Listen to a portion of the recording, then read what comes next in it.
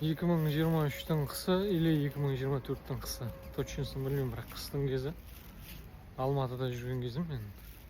Есімде, Алматыда қыстың күнде скутерлер жүре береді да сафари. Бір скутерде жүрген балаға айтқан сөзім есімде. Мен оған айтқанмын, короче. Қазір қыс, жылы киініп жүріңдер, абайланыңдар деген сияқты.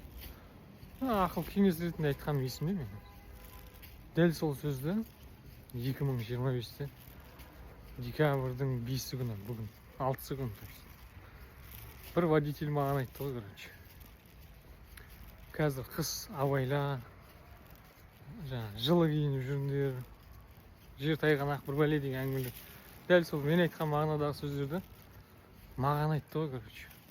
Мен сол кезде анау Алматыда курьерге айтқан сөзім есіме түсетті. Сол курьердің сол кездегі сезімі, не сезгендігі ше, естіген кездегі. Маған келді ғой сол кезде, бүгін. Оны сөзбен айтып жеткізе алмайды екенсің. Оны түсінгенім, короче. Басыңа түспей ма, біреуге өйтіп ақыл айтудың қажеті жоқ екен. Жылы киініп жүрсей, өйтсей деген ше, никак.